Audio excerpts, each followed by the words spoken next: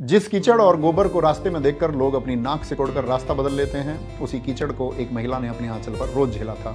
वो कीचड़ उनके कपड़ों पर नहीं, बल्कि उस समय के घटिया समाज के मुंह पर था, जो यह सोचता था कि महिलाएं अगर पढ़ लिख लेंगी तो धर्म और कुल भ्रष्ट हो जाएगा।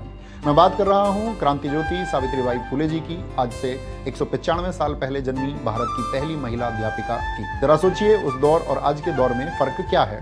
तब सावित्रीबाई जी के लिए संघर्ष घर की दहलीज पार करने का था, और आज हमारी बहन बेटियों को संघर्ष स्कूल, कॉलेज या काम से सही सलामत घर लौटने का है।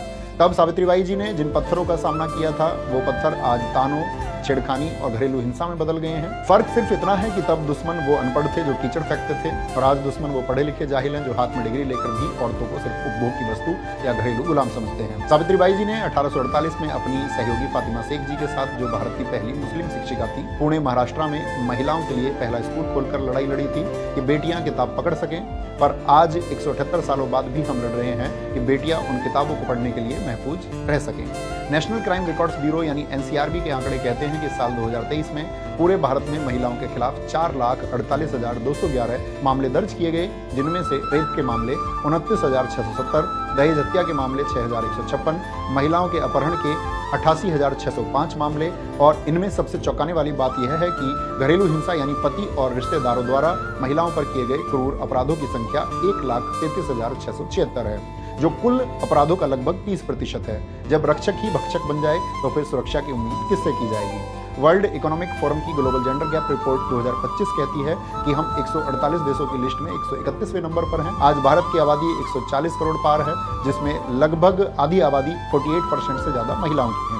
लेकिन वर्ल्ड बैंक और PLFS के ताजा आंकड़े बताते हैं कि भारत में महिलाओं की वर्कफोर्स पार्टिसिपेशन, कामकाजी भागीदारी पुरुषों के 70% के मुकाबले सिर्फ 40 से 42% के बीच अटकी हुई है। IMF इंटरनेशनल मॉनेटरी फंड कहता है, अगर भारत की महिलाएं पुरुषों के बराबर काम करें तो देश की GDP में सीधा 27% का उछाल आ सकता है। हम नारी शक्ति के नारे लगाते हैं, लेकिन दुनिया के सबसे बड़े लोकतंत्र की संसद में आज भी महिलाओं की भागीदारी मात्र 13 से 14% है। गांव में आरक्षण मिला तो वहां प्रधानपति नाम की बीमारी लग गई, कुर्सी महिला की लेकिन हुक्म पति का। स्वामी विवेकानंद जी ने भी कहा था, जिस प्रकार एक पक्षी केवल एक पंख के सहारे नहीं उड़ सकता, उसी प्रकार दुनिया का कल्याण भी कोई संभावना नहीं है जब तक महिलाओं की स्थिति में सुधार ना हो। तो इस 3 जनवरी को सावित्रीबाई फुले जी को अगर सच्ची श्रद्धांजलि देनी है तो उस मूर्ति पर फूल चढ़ाकर सिर्फ रस्म अदायगी मत कीजिए, उस सोच पर प्रहार कीजिए जो बेटी को आज भी बोझ और पराई अमानत समझती है। जब देश की हर बेटी के हाथ में कलम और पावर होगी, तब सावित्रीबाई फुले जी का सपना पूरा होगा। भारत की पहली महिला शिक्षिका को मेरा उनकी जयंती पर सत सत नमन। जय हिंद, जय भारत, जय मां सरस्वती।